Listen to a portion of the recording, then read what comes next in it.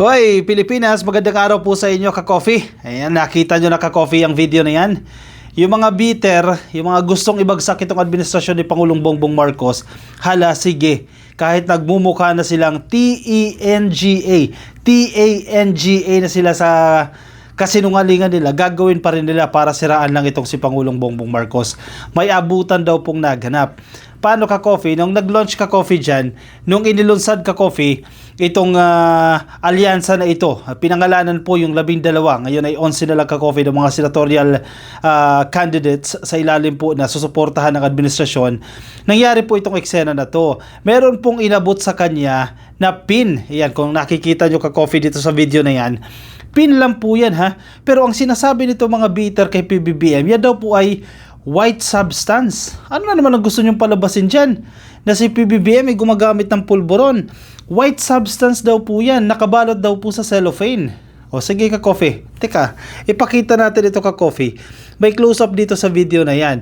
Ang Presidential Communications Office, ka-coffee, naglabas na rin po sila ng statement dito. Kasi maraming mga eng-eng na mga DDS din naniniwala sa pinagsasasabi nitong mga tao na ito na nagpapakalat ng fake news na si PBBM daw ay inabutan daw ng white substance. Kung kayo ba naman nasa tamang pag-iisip, bakit nila gagawin sa harapan ng media?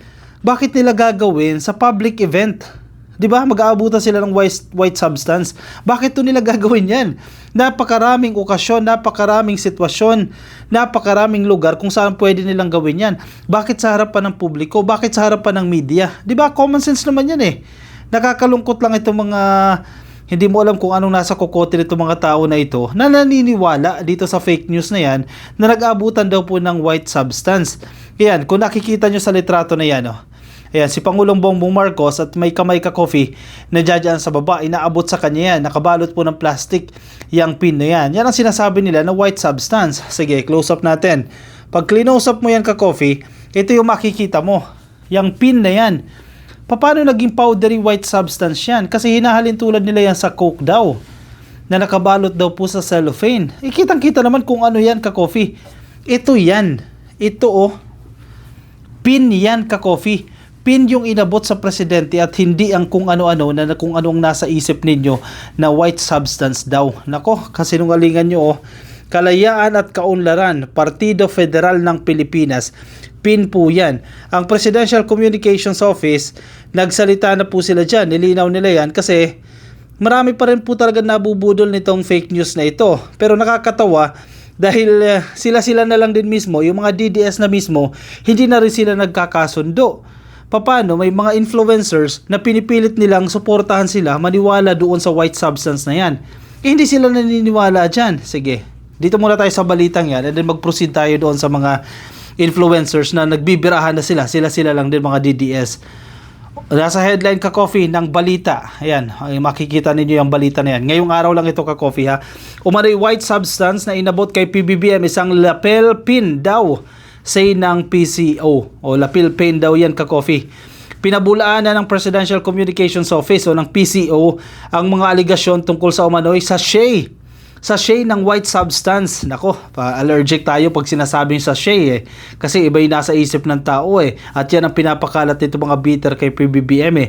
Sachet daw po yan ng white substance na iniaabot kay Pangulong Bongbong Marcos ng isang sibilyan.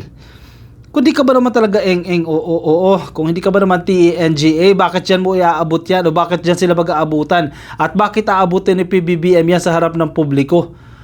Dahil kung may malisyosong intention yan o kung may totoong white substance talaga yan na tinutukoy ninyo, bakit aabutin ng presidente yan? Di ilaglag niya lang yan.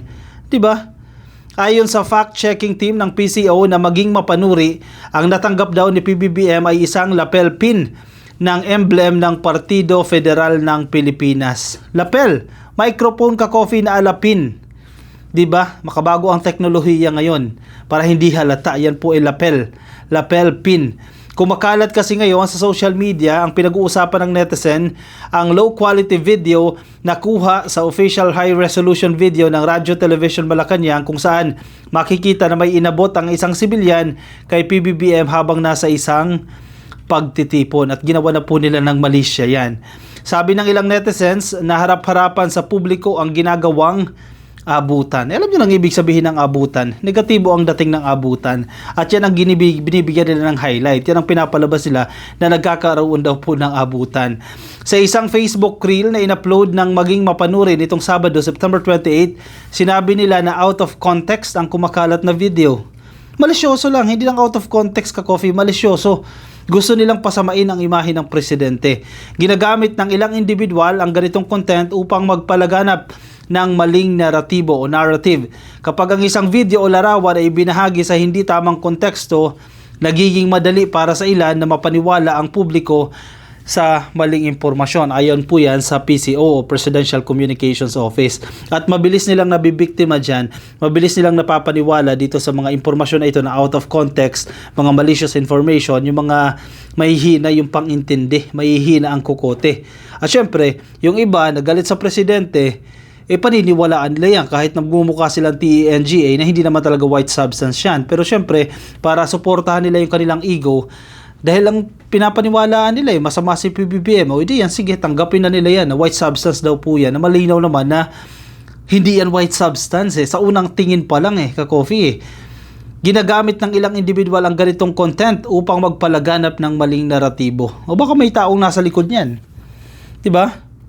May mga nagmamando sa kanila, ito ipakalat natin para masira si PBBM. Kahit malinaw ang footage, kapag tinanggal ang tamang konteksto, madali itong magagamit upang lumikha ng mga maling kwento. Isang simpleng pagkilos na binibigyan ng ibang interpretasyon dahil sa kakulangan ng buong kwento. Sabi po sa video na yan. Inabisuhan din ng PCO ang publiko na iwasan ang magkalat ng maling impormasyon dahil madali umano itong malinlang ang publiko. Marami pa rin talagang TENGA sa public Kaya dapat i-counter-attack din ka-Coffee, counter-check itong mga nilalabas na impormasyon, lalo na yung mga galing sa kabilang kampo. Kasi puro kasiraan yan Puro negatibo yan against the administration. Bukod dito, sinabi rin nila na maging mapanuri umano sa mga impormasyon. Ipinaliwanag din ng ahensya ang tungkol sa video nila, makikita raw na naghihintay ang sibilyan ng pagkakataon para makipag-selfie sa Pangulo at nang lapitan ito ni Marcos, doon nito inabot ang lapel pin. Ano ba ibig sabihin ng lapel pin? Lapel microphone. Pwede kasi yung pin na magsiserve sa microphone or pwede rin kasing more of a description siya na maliit, no? Check nga natin anong ibig sabihin ng lapel pin. Double meaning kasi ang tingin ko dyan ka-Coffee. Not necessarily microphone siya ka-Coffee. Yan lang talaga ang brand niya, no? Pero hindi yan white substance ka-Coffee. Kasi 'di ba, yung mga high-tech, yung mga napapanood natin sa pelikula, 'di ba? Na maliliit na bagay, yung pala ay surveillance camera, 'di ba? So pwede rin kasing mag-work as ganoon 'yon, o pwedeng part ng security measures ng presidente, 'di ba? Yung maraming function yung pinaya pero hindi paghinalaan na kung ano man 'yan. Pero malinaw na malinaw doon sa video na hindi white substance 'yan. Halatang-halata mo naman yung white substance Madaling ma-identify yan kung white substance yan o hindi. Pero hindi mo talaga maintindihan itong mga tao na ito. So anyway ka-Coffee, ang mga DDS, hindi na sila magkasundo-sundo. Ayan, nagkakagalit-galit na rin ito dahil dyan sa white substance na yan na fake news. Isa na dyan ka-Coffee, itong Pebbles Talakera. Si Pebbles, isa yan sa palabanat Palabanat kay PBBM, palabanat kay First Lady. Pero hindi niya nakakasundo ngayon yung mga DDS. Yung ilang mga DDS, nag-aaway-aaway na sila ngayon. Anong nangyari? Kayo-kayo na lang dyan, di na kayo magkasundo. Sige, basahin natin yan. Galit na naman kayo doon sa sinabi kong piliin nyo yung mga ibabato ninyo, wag yung may maipost lang. Ayan na. Totoo.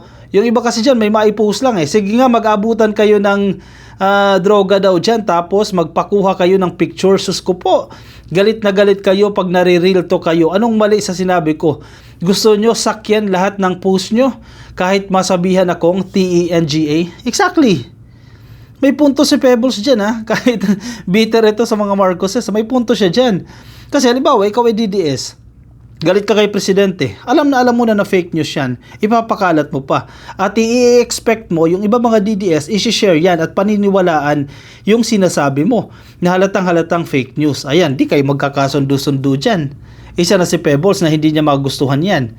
Doon sa mga nagsishare ng video na may inabot kay BBM, wag TENGA haha.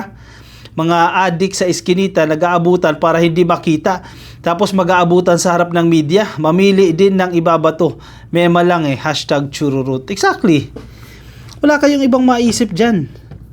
Ano na ba talaga? Napaka-weak naman ng ninyo. Diskarte ninyo dyan para siraan lang ang presidente. Diba? Kayo ang nagbumukhang kawawa dyan, sa totoo lang. Pinapababa ninyo yung inyong value. Kasi wala na kayong maibato Diba, makasira lang kayo. Nako, ingat ka, Coffee, ha? Tayo magbabantay tayo sa mga ganyang klaseng narrative nila para nabebengbang din itong mga to O siya, sige, anong komento nyo, ka-Coffee? Sige, share nyo ang inyong opinion, reaction dyan sa ating comment box para mabasa rin po ng iba nating ka-Coffee. Nasa Facebook po kayo at di pa kayo naka-follow sa ating Facebook page, pasuyo na lang, ka-Coffee. Please like and follow. Kung ikaw naman nasa YouTube, please click lang po ng subscribe. Nandiyan dyan sa baba. Subscribe lang po at hit nyo na rin yung notification icon para updated kayo sa ating mga bagong upload. Alright, ako magpapaalam na sa inyo. Maraming salamat, ka-Coffee, sa mga sumama. Ingat po kayo, ha? Nasaan man po kayo panig ng daigdig. Bye-bye!